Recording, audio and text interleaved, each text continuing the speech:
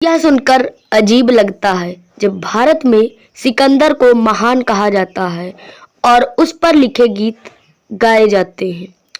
उस पर बनी फिल्में तो बनी ही हैं जिसमें उसे महान बताया गया है और एक कहावत भी निर्मित हो गई, जो जीता वही सिकंदर। कहानी है 2000 वर्ष पुरानी। तब भारत में सबसे शक्तिशाली साम्राज्य मगध था। क्या सिकंदर एक महान विजेता था? ग्रीस के प्रभाव से लिखी गई पश्चिम के इतिहास की किताबों में यही बताया जाता है और पश्चिम जो कहता है दुनिया उसे आंख मूंद कर विश्वास कर लेती है। मगर ईरानी और चीनी इतिहास के नज़रिए से देखा जाए तो यह छवि कुछ अलग ही दिखती है।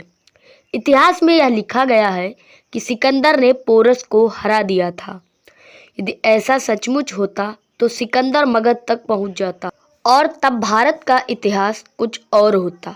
लेकिन इतिहास लिखने वाले यूनानियों ने सिकंदर की हार को पोरस की हार में बदल दिया। यूनानी इतिहासकारों के झूठ को पकड़ने के लिए ईरानी और चीनी विवरण और भारतीय इतिहास के विवरणों को भी पढ़ा जाना चाहिए।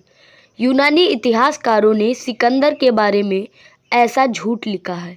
ऐसा करके उन्होंने अपने महान योद्धा और देश के सम्मान को बचा लिया और दुनिया भर में सिकंदर को महान बना दिया। हालांकि आप जानना चाहेंगे कि आखिर पोरस और सिकंदर का युद्ध कैसे कहाँ हुआ था, यह भी कि आखिर युद्ध में कौन जीता। चलिए जानते हैं। सिकंदर अपने पिता की मृत्यु के पश्चात अपने सौतेले व चचेरे भाइयों का कत्ल करने के बाद यूनान के मैसेडोनिया के सिंहासन पर बैठा था। अपनी महत्वाकांक्षा के कारण वह विश्व विजय को निकला। उसकी खास दुश्मनी ईरानियों से थी। सिकंदर ने ईरान के पारसी राजा दारा को पराजित कर दिया और विश्व विजेता कहलाने लगा। यहीं से उसकी भूख बढ़ गई। सिकंदर को ईरानी कृति शाहनामा में महज एक विदेशी क्रूर राजकुमार माना है, महान नहीं। जब सिकंदर ईरान से आगे बढ़ा तो उसका सामना भारतीय सीमा पर बसे छोटे छोटे राज्यों से हुआ।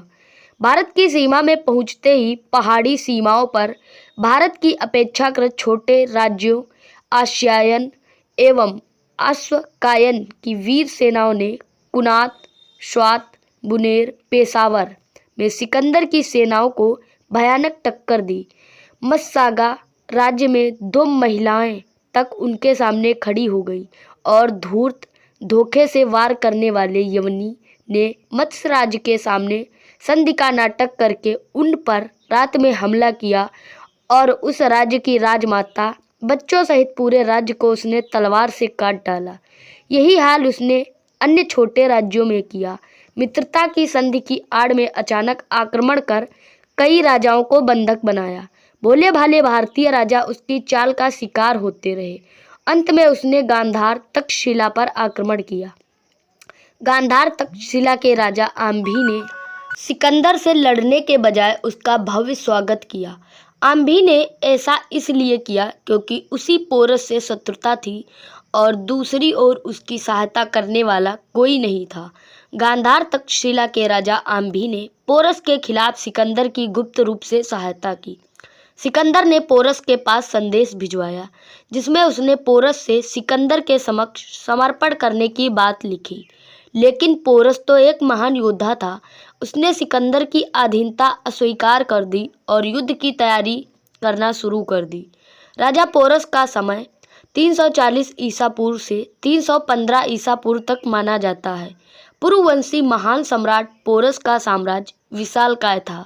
महाराजा पोरस सिंध पंजाब सहित एक बड़े भूभाग के स्वामी थे। पोरस का साम्राज्य झेलम और चिनाब नदियों के बीच स्थित था। पोरस के संबंध में मुद्रा राक्षस में उल्लेख मिलता है। पोरस अपनी बहादुरी के लिए विख्यात था। उसने उन सभी के समर्थन से अपने साम्राज्य का निर्माण किया था जिन्होंने खुखरायनों पर उनके नेतृत्व को स्वीकार कर लिया था। जब सिकंदर हिंदुस्तान आया और झेलम के समीप पोरस के साथ उसका संघर्ष हुआ, तब पोरस को खुखरायनों का भरपूर समर्थन मिला था। इस तरह पोरस, जो स्वयं सभरवाल उपजाति का था और खुखरायन जाति का समूह का एक हिस्सा था, उनका शक्तिशाली नेता बन गया।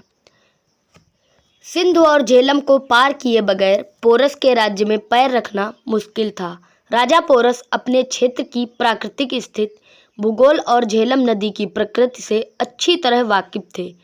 पुरु ने इस बात का पता लगाने की कोशिश नहीं की कि यवन सेना की शक्ति का रहस्य क्या है। यवन सेना का मुख्य बल उसके द्रुतगामी अश्वारोही तथा घोड़ों पर सवार फुर्तीले तीरंदाज थे।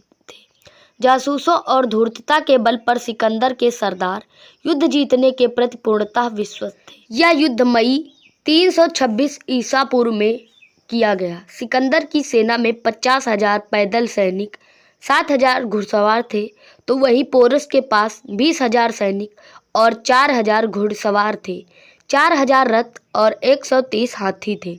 सिकंदर अपने चुने हुए 11,000 आंभी की सेना, भारतीय और सिकंदर की सेना के यूनानी सैनिकों को लेकर झेलम की ओर चला था। इतिहासकार मानते हैं कि पुरु को अपनी वीरता और हस्ती सेना पर विश्वास था, लेकिन उसने सिकंदर को झेलम नदी पार करने से नहीं रोका और यही उसकी भूल थी। लेकिन इतिहासकार यह नहीं जानते कि झेलम नदी के इस पार आने के बाद सिकंदर बुरी तरह फंस गया था, क्योंकि नदी पार करने के बाद नदी में बाढ़ आ गई थी। राजा पुरु के शत्रु लालची आंभी की सेना लेकर सिकंदर ने झेलम नदी पार की। राजा पुरु, जिसको स्वयं यवनी 7 फुट से ऊपर का बताते हैं, अपनी शक्तिशाली गज सेना के साथ यवनी सेना पर टूट पड़े। पोरस की हस्ती सेना ने यूनानियों का जिस भयंकर रूप से संहार किया, उससे सिकंदर और उसके सैनिक आतंकित हो उठे। भारतीय के पास विदेशी को मार भगाने की हर नागरिक से हट शक्तिशाली गज सेना के अलावा कुछ अनदेखे हथियार भी थे, जैसे 7 फुटा भाला, जिससे एक ही सैनिक कई सैनिक और घोड़ों सहित घुड़सवार सैनिकों को मार गिरा सकता था। इस युद्ध में पहले दिन ही सिकंदर की सेना को जमकर टक्कर मिली। सिकंदर की सेना के कई वीर सैनिक हताहत हुए। यवनी सरदारों के भयाक्रांत होने के बावजूद सिकंदर अपने हट पर अड़ा रहा और अपनी विशिष्ट अंगरक्षक एवं अंतः प्रतिरक्षा टुकड़ी को लेकर वो बीच युद्ध में घुस गया। कोई भी भारतीय सेनापति हाथियों पर होने के कारण उन तक कोई खतरा नहीं हो सकता था। राजा की तो बात बहुत दूर है। राजा पुरु के भाई अमर ने सिकंदर के घोड़े बुकीफाइलस को अपने भाले से मार डाला और सिकंदर को जमीन पर गिरा दिया। सिकंदर जमीन पर गिरा तो सामने राजा पुरु तलवार लिए सामने खड़े थे। सिकंदर बस पल भर का मेहमान था कि तभी राजा पुरु ठिठक गए। यह डर नहीं था, बल्कि यह आर्य राजा का छात्र धर्म था कि किसी निहत्थे राजा को यूं न मारा जाए। यह सहिष्णुता पोरस के लिए भारी पड़ गई। पोरस कुछ समझ पाता तभी सिकंदर के अंगरक्षक उसे तेजी से उठाकर वहां से भगाकर ले गए। सिकंदर की सेना का मनोबल भी इस युद्ध के बाद टूट गया था और उसने नए अभियान के लिए आगे बढ़ने से इनकार कर दिया। सेना में विद्रोह की स्थिति पैदा हो रही थी, इसीलिए सिकंदर ने वापस जाने का फैसला किया। झेलम के इस पार रसद और मदद में भी कमी होने लगी थी। मीलों का सफर तय करने में आई सिकंदर की सेना अब और लड़ना नहीं चाहती थी। कई सैनिक और घोड़े मारे गए थे। ऐसे में सिकंदर व उसकी सेना सिंधु नदी के मुहाने पर पहुंची तथा घर की ओर जाने के लिए पश्चिम की ओर मुड़ी। सिकंदर ने सेना का प्रतिशोध और उसको वापस जीतने के लिए बचने के लिए नए रास्ते से वापस भेजा और खुद सिंधु नदी के रास्ते गया, जो छोटा व सुरक्षित था। भारत में शत्रु के उत्तर पश्चिम में घुसने के 2 ही रास्ते रहे, जिसमें सिंधु का रास्ता कम खतरनाक माना जाता था। उस वक्त सिकंदर सनक में आगे तक घुस गया, जहां उसकी पलटन को भारी क्षति उठानी पड़ी। पहले ही भारी क्षति उठाकर यूनानी सेनापति अब समझ गए थे कि अगर युद्ध और चला तो सारे यवनी यही नष्ट कर दिए जाएंगे। यह निर्णय पाकर सिकंदर वापस भागा, पर उस रास्ते से नहीं भाग पाया जहां से आया था और उसे दूसरे खतरनाक रास्ते से गुजरना पड़ा, जिस क्षेत्र में प्राचीन छात्र या जाट निवास करते थे। उस क्षेत्र को, जिसका पूर्वी हिस्सा आज के हरियाणा में स्थित था, जिसे जाट प्रदेश कहते थे।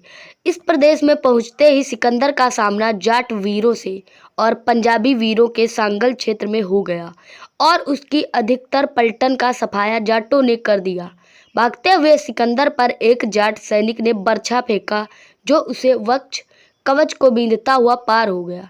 यह घटना आज के सोनीपत नगर के पास हुई थी। इस हमले में सिकंदर तुरंत नहीं मरा बल्कि आगे जाकर जाट प्रदेश के पश्चिमी सीमा गांधार में जाकर उसके प्राण पखेरु उड़ गए। यवनी इतिहासकारों ने लिखा कि सिकंदर बेबीलोन आधुनिक इराक में बीमारी से 326 ईसा पूर्व मरा। इतिहासकार कर्तियास लिखता है कि सिकंदर झेलम के दूसरी ओर पड़ाव डाले हुए था। सिकंदर की सेना का एक भाग झेलम नदी के एक द्वीप में पहुंच गया। पूर्व के सैनिक भी उस द्वीप में तैर कर पहुंच गए। उन्होंने यूनानी सैनिकों के अग्रिम दल पर हमला बोल दिया। अनेक यूनानी सैनिकों को मार डाला गया। बचे खुचे नदी में कूद गए और उसी में डूबकर मर गए। एरियन इतिहासकार लिखता है कि भारतीय युवराज ने अकेले ही सिकंदर के घेरे में घुसकर सिकंदर को घायल कर दिया था। यह भी कहा जाता है कि पूर्व के हाथी दलदल में फंस गए थे। तो कार्तियास लिखता है कि इन पशुओं ने घोर आतंक पैदा कर दिया। उनकी भीषण चीत्कार से सिकंदर के घोड़े न केवल डर रहे थे बल्कि बिगड़कर भाग भी रहे थे। घोड़ों का सामना भी पहली बार किसी हाथी से हुआ था।